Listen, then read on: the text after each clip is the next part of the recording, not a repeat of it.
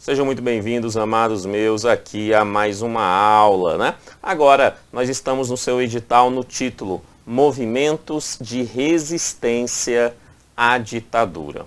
Movimentos de Resistência à Ditadura. É um título,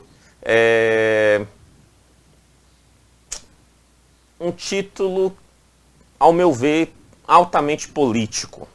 Como assim, Kennedy? É um título que desconsidera o governo militar, de uma forma bastante simplista, fazer um cálculo aqui mental, desconsidera do governo militar 95% dos atos durante todo o governo militar. Ele desconsidera tudo isso, desconsidera todo o contexto internacional que o governo militar se encontrava, né, e todos os seus atos políticos, né, e econômicos no Brasil. Ele desconsidera 95% de tudo isso. E aí, ele vem e nos pede os outros 5%, que é a pior parte do governo militar. Não é? Então, ele é um título altamente político porque ele deseja do candidato, ao estudar o governo militar, ignorar tudo e focar apenas na mácula que o governo militar deixou na sociedade e na história de nosso país, que é as características da ditadura.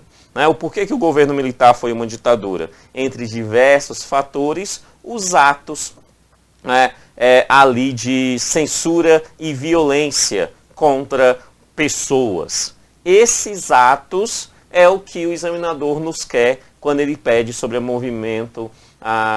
sobre os movimentos de resistência à ditadura. Simples assim, ele desconsidera todos os atos e nos quer focar nos movimentos de resistência à ditadura, ou seja, aqueles atos, aqueles movimentos que resistiram aos ditadores. É só isso que o examinador deseja. Então, se é só isso que ele deseja, né, sem entrar muito nos espectros políticos da análise, vamos a eles, vamos ao que o examinador verdadeiramente deseja. Para melhor identificar isso, eu dividi então esses movimentos políticos em três grupos, ou melhor, três períodos da história do período militar. Tá? Esses períodos eu dividi da seguinte maneira: antes do famosíssimo AI-5, ou seja, do ato institucional número 5, que era um ato institucionalizado pelo governo. Os atos institucionais, né, eram ações governamentais que eram dadas como lei. O ato institucional número 5 foi o ato mais ditatorial entre eles. Foi o ato que ocorreu o maior número de censura possível e o maior número de violência possível com a sua consequência. Então, existiu movimentos de resistência à ditadura antes do ato institucional número 5. Beleza? Era mais tranquilo antes do ato institucional número 5. E aí, se eu vou falar do antes, obviamente, também precisamos entender que houve movimentos durante o ato institucional número 5. Então, a lei surgiu, o ato surgiu. Quando ela surge, o Estado vai ser mais bruto contra qualquer um que seja contrário aos seus princípios, né? Se tornando uma censura muito mais pesada, com violência muito mais pesada aos contrários ao governo militar. Certo? Então a gente precisa entender também o que aconteceu como resistência durante esse ato institucional número 5. E depois, já dando uma possível origem a um modelo de redemocratização no país futura, né, nós temos que entender também o que aconteceu depois do ato institucional número 5. Depois do ato institucional. Tá, o ato acabou, né? E aí o que acontece? Aí os movimentos voltam a acontecer mais firmemente. Por quê? Porque a parte mais dura do período militar em relação ao seu campo de violência e censura, né, foi durante o ato institucional número 5. Perfeito? Então eles voltam a abrir. Então há um princípio básico. Antes do AI-5, né, você tem algumas ações que vão sendo organizadas, os militares não gostam muito, mas não é algo muito institucionalizado ainda pelo governo militar contra. Ia acontecendo, ele ia resolvendo, o governo militar ia acontecendo. No ato institucional número 5, uma ação direta e pesada contra qualquer possível inimigo ao governo militar. Né?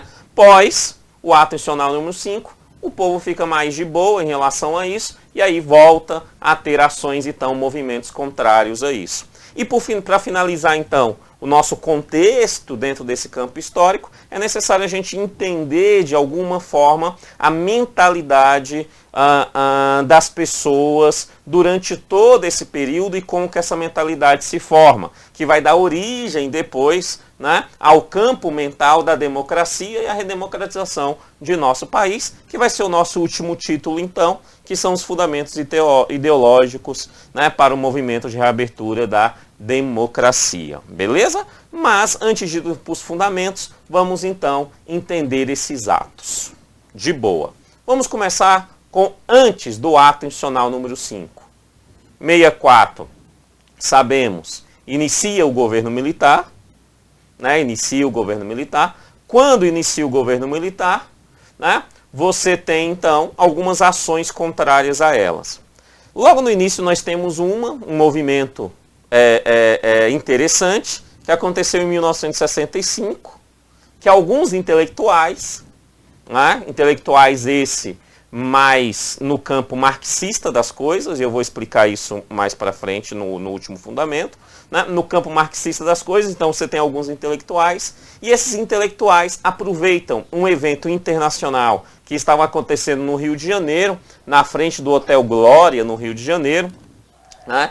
E eles vão lá e se manifestam contra a ditadura, né? E esse movimento internacional que estava acontecendo era uma conferência da OEA, né, da Organização dos Estados Americanos, perfeito? Estava tendo lá essa conferência, e aí eles foram lá em 65 para frente falar contra a ditadura que tinha acabado de iniciar em 64. Beleza? Contra esse governo militar, essa ditadura militar, né, que aconteceu em 64. Obviamente o que acontece? Eles são presos, eles ficam presos por 20 dias, né? Acontece ali uma busca nacional e internacional por assinaturas para eles serem soltos, eles terminam sendo soltos. Depois disso, passou os 20 dias, eles são soltos. Por quê? Porque ainda não está na parte mais dura do governo militar. Certo? Não, o militar foi lá, teve um problema, vou resolver, resolveu, liberou os caras 20 dias depois. Beleza? Tranquilo? Ok. Né? Em 65 ainda, em 1965, já se começa uma organização de guerrilha, de possível guerrilha contra o governo militar, ou seja, pessoas quererem enfrentar os militares na base de armas, perfeito? Tá? Essa iniciação, ela só inicia, ela não dá andamento nesse período, não dá andamento, né? Mas você começa a ter alguma resistência armada, sim, né? Ação de guerrilha, principalmente organizada ali no Rio Grande do Sul, no interior do Rio Grande do Sul, por ninguém mais, ninguém menos do que nosso queridíssimo e amadíssimo Leonel Brizola.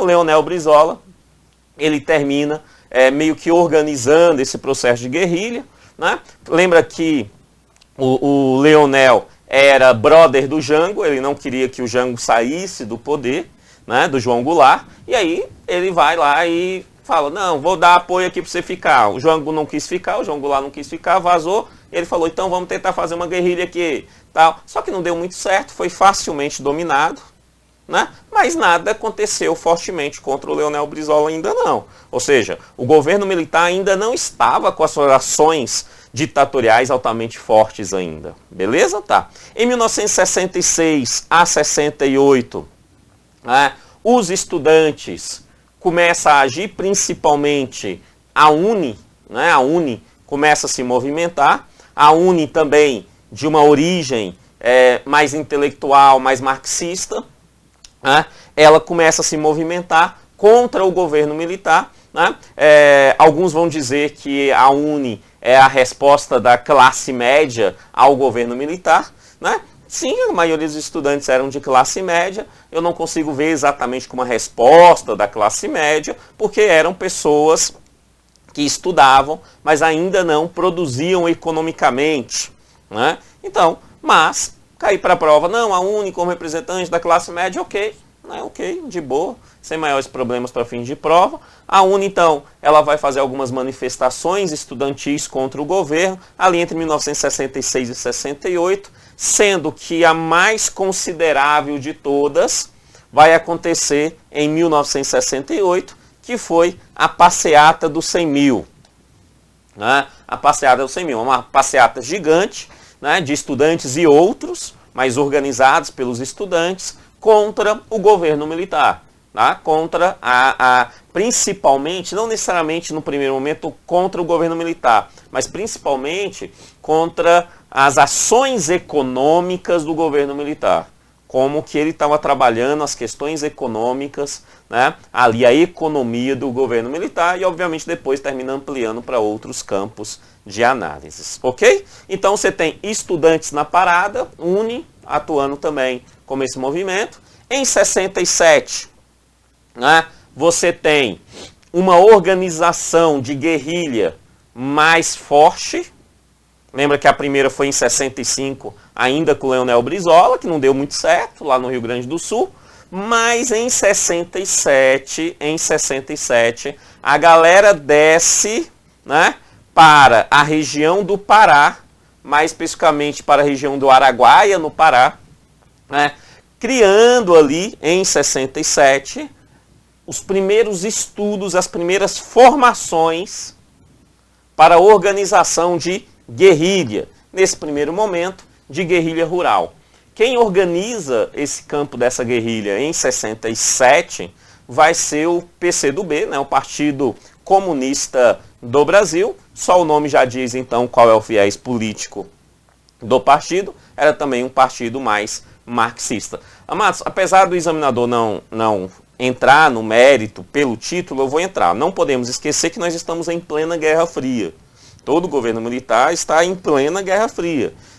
Capitalismo versus socialismo.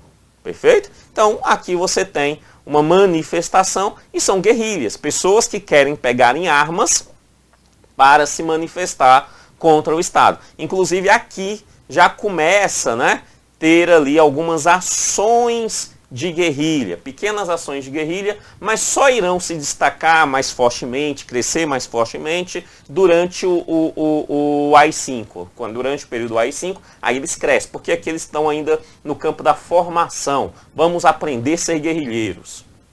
Ok? Tá? E aí essa guerrilha, ela começa então, só para os encargos de consciência do professor nesse momento, ela começa sendo estudada no campo de uma guerrilha rural, e aí depois ela é elevada à guerrilha urbana.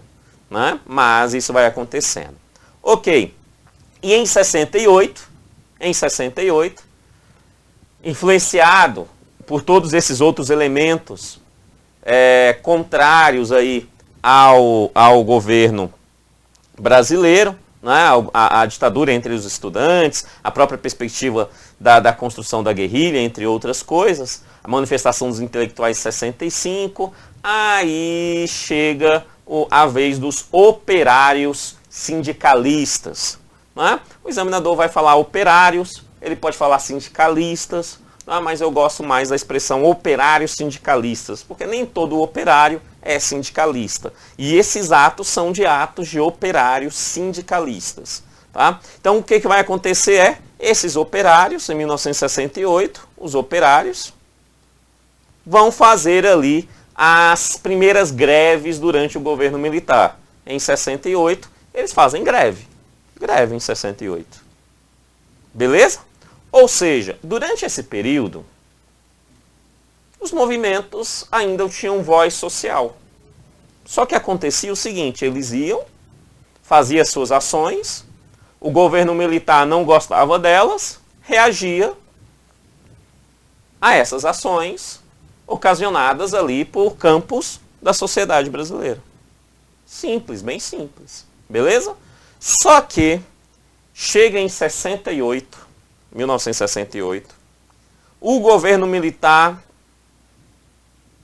para e pensa e fala assim, em vez de ficar correndo atrás do leite derramado, ou seja, acontece uma ação social, só depois nós vamos resolver essa situação, vamos fazer o seguinte, vamos determinar, já pré-determinar, para prevenir essas ações sociais. Vou criar um ato de prevenção. Na cabeça dos militares, eles usaram aquele velho e bom ditado: é melhor prevenir do que remediar. Até então, eles estavam aplicando os remédios a esses movimentos sociais. Agora, eles querem prevenir. E como é que eles criaram esse medicamento para prevenção? Criando uma bula. E que bula foi essa? A bula foi o AI-5, o Ato Institucional número 5. Que vai valer então de 68 até 78, né? E este ato basicamente proibiu qualquer ato contra o governo militar ou contra as ações do governo militar. Sejam, sendo bem simplistas, sejam no campo cultural, artístico, seja no campo trabalhista, movimentos, sindicatos, seja no campo intelectual, de produção de livros e outras coisas e ideias, e desenvolvimento e manutenção do desenvolvimento econômico, no campo da educação e entre outras coisas. Perfeito? Então, sendo bem simplista isso, ele fala, ó, não pode fazer nada, falar nada que seja contrário ao ato do governo brasileiro. Brasil, ame ou deixe-o. Se você não gosta do governo, se você não gosta do governo militar, deixe o país. É melhor para você. Entendeu? Isso é o ato. Se esse ato ele é tão duro, obviamente, o que vai acontecer com o número de manifestações? Vai cair fortemente. Vai cair. Você não vai ter tantas manifestações públicas como teve anteriormente. Não. Então, quem consegue, em regra geral, se manifestar contra o governo militar? Só a guerrilha. A guerrilha armada é o único que de alguma forma consegue bater no governo militar de forma mais pública.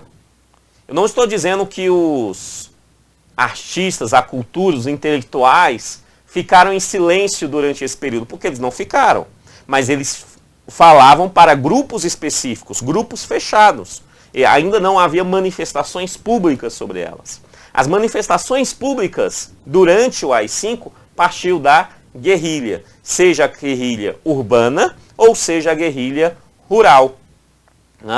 Essa guerrilha era uma guerrilha armada. Uma guerrilha armada. Tá? E óbvio, essa guerrilha armada não significa necessariamente enfrentar diretamente o governo militar. Obviamente, os guerrilheiros não tinham condições bélicas de chegar e falar, vamos invadir e dominar o poder. Não. Então, o que eles faziam? Pequenos atos de guerrilhas. Pequenos, mas sendo bem sincero, alguns deles bem cruéis. Bem cruéis. Tá? Como, por exemplo, sequestro de pessoas. Para mim, sequestro é um ato altamente cruel. Mas ele exerce esse tipo de situação como um combate ao governo militar. Então, o que acontece durante esse período? Entre os anos de 69 e 75, acontece as guerrilhas urbanas e rurais. Praticavam assalto a banco. Por que eles assaltavam o banco? Para ter dinheiro. Para quê? Para comprar mais arma. Para quê? Para assaltar mais banco. Para quê? Para ter mais arma. É assim. Né? E começar a tentar criar meios e soluções econômicas, né? Tanto para a guerrilha e também para o campo político. Né? Porque o dinheiro você consegue desenvolver, de certa forma, alguma perspectiva política junto ao Congresso e tal. Mas a guerrilha, ela foi isso. Essa guerrilha aconteceu em áreas urbanas e aconteceu em áreas rurais. A última guerrilha que foi vencida pelo governo militar, porque o governo militar venceu todas, elas não tiveram sucesso, obviamente, elas não tiveram sucesso, mas a última aconteceu em 75, que é exatamente, né, a guerrilha rural do Araguaia. aonde começou a formação, dada lá pelo PCdoB, é a última a ser derrotada. Né? Então a última a ser derrotada é lá. Beleza? Então durante o ato institucional aconteceu isso. E depois desse ato? Porque durante o ato é só a guerrilha? Basicamente sim. Todos os outros atos estão escondidos. Os movimentos estão trabalhando, mas não estão trabalhando publicamente. Porque tudo que é público vem a ditadura e ou com violência ou com censura abafa as suas situações, as suas palavras, o que eles queriam falar. Beleza? Então a ditadura não deixou. A única coisa que agiu mais publicamente foi a guerrilha. E depois, quando acabou? Quando acabou o ato institucional número 5, em teoria, apesar de você ter alguns militares que não queriam, mas em teoria, nós já podemos afirmar que os militares estão iniciando o processo de redemocratização no país. Então, com o fim do ato institucional número 5, em tese, as pessoas passam a poder se manifestar melhor. Isso vai ser gradativamente, né? No começo ainda tem alguma censura e aí depois vai paulativamente acabando com total qualquer tipo de censura a essas manifestações. Tá? A ditadura está deixando de ser ditadura, certo? Então, este ato depois que vai acontecer de 78 a 85, sabemos que 85, né? Iniciamos então o processo de democratização no país. Depois você tem duas situações que eu quero destacar. Entre elas, uma situação que vai acontecer a partir de 1979. A partir de 1979, passa a ter manifestações rurais no país. Rurais no país. Essas manifestações rurais têm a ver com a reforma agrária. Ou seja, na aula anterior nós vimos que uma das reformas que o João Goulart queria colocar no governo era a reforma agrária. E esse foi o estopim para que a população fosse para a rua, né, pedindo a saída do João Goulart, e aí os militares aproveitam essa situação e entram no poder. Com os militares falando, já fizemos o nosso trabalho, estamos saindo, essa ideia da reforma agrária volta. E volta agora não só com uma proposta, mas com atos de movimentos práticos a essa reforma. Ou seja, você termina tendo greves rurais, principalmente no Nordeste brasileiro, essas greves, mas o que destaca principalmente não são as greves rurais, mas sim as ocupações de latifúndios por trabalhadores. Calma aí, Kennedy. Ocupação de latifúndio por trabalhador do Sul e do Sudeste? Ocupação de latifúndio? Isso. Ocupação de latifúndio por trabalhadores rurais. Mas trabalhadores rurais sem terra. Adivinha o que surge nessa brincadeira? Isso mesmo. A formação do movimento dos trabalhadores sem terra. Dos trabalhadores sem terra. O famosíssimo MST. O MST surge dessa perspectiva. Tá? Lembrando que é um ato, né, de invasão de uma propriedade de outro. O MST faz isso e aí, atualmente, né, dentro do campo do direito, justifica isso por campos constitucionais e às vezes consegue sim que essa terra seja dada legalmente a esses que ali estão. Perfeito? Mas esse movimento, que também não é escondido de ninguém, é um movimento à esquerda, é um movimento mais marxista, né, da ideia da reforma agrária. Ok? Beleza? Então acontece aí depois. O MST vem depois do ato institucional número 5.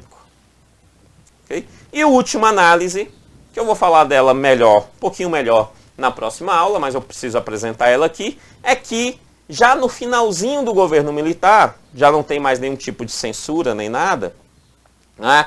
Entre os anos de 1883 e 84, acontece um movimento civil, Esse, verdadeiramente, ao meu ver, diferente dos outros, é um movimento que a massa da sociedade brasileira está envolvida, e não somente grupos políticos específicos, mas a massa da sociedade brasileira, que foi a famosíssima Direta Já.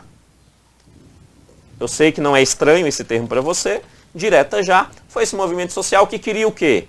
Que a saída dos militares e o primeiro presidente logo depois dos militares fosse eleito por uma eleição direta da sociedade.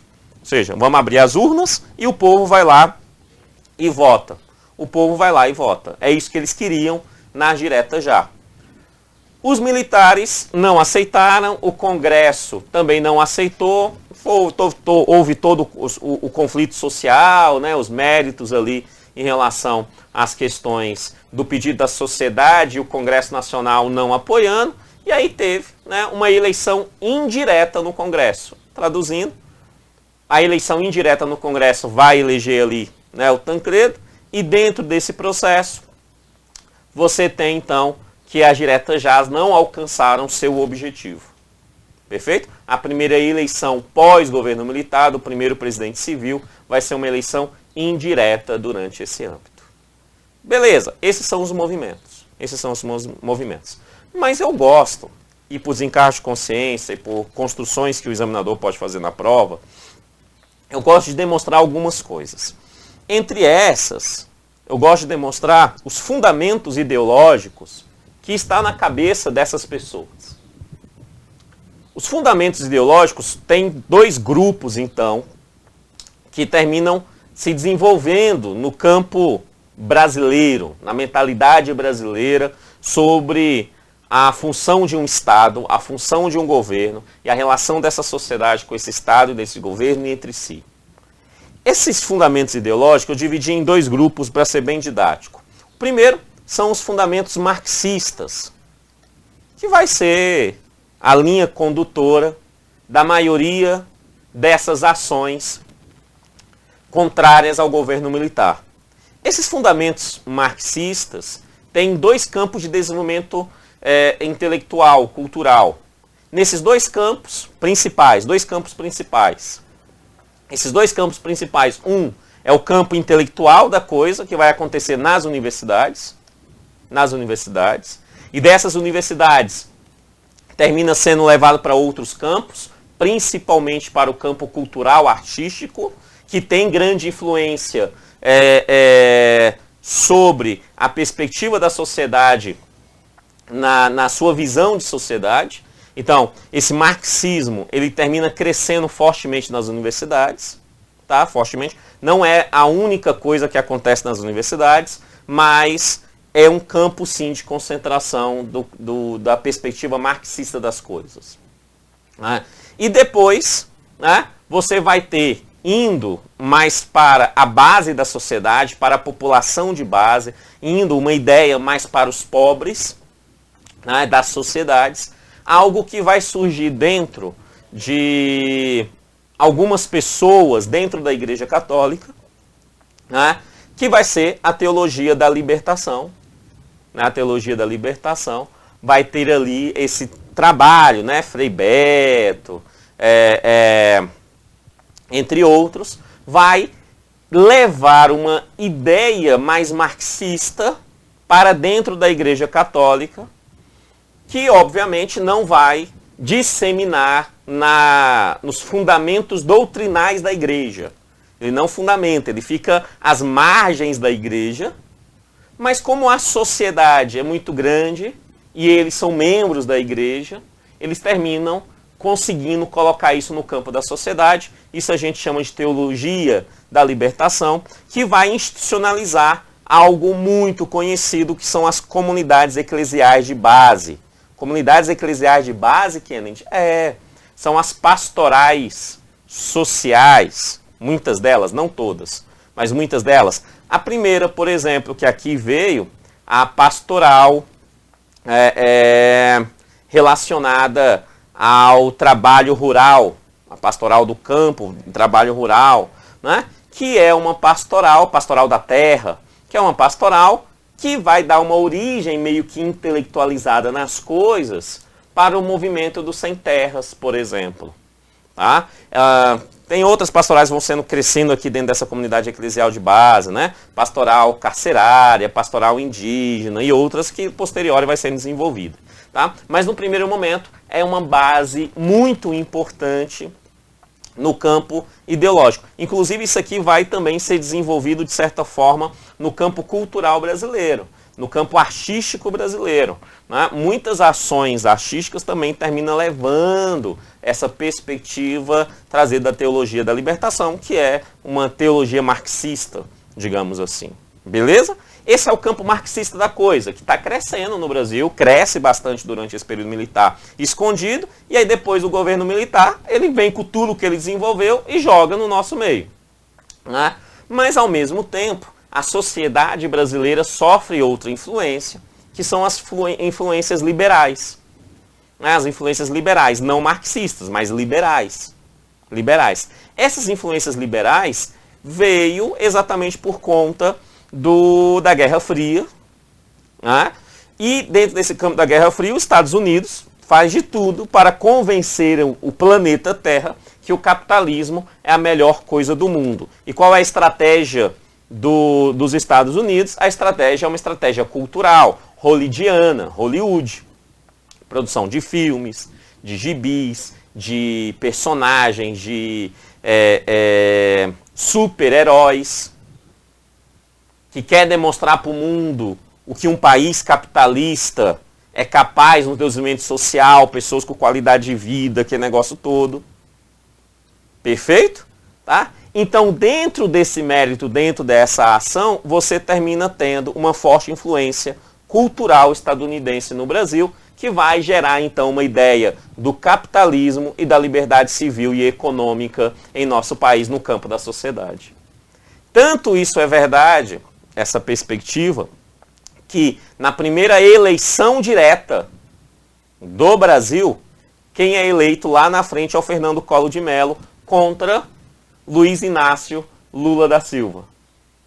Ou seja, esses fundamentos liberais, culturalmente, para a grande massa da sociedade brasileira, teve muito mais influência do que os fundamentos marxistas nesse momento, nesse primeiro momento. Pelo menos no primeiro momento, né, pós o governo militar. Então, esses são os fundamentos ideológicos que nós estamos tendo desenvolvido durante esses movimentos. Então, os movimentos agiam fundamentados, obviamente que não é estruturado, né? Ah, eu sou marxista, então tenho que fazer isso. Eu sou liberal, tenho que fazer isso e isso. Mas você vai fazendo conforme a perspectiva cultural que te cerca.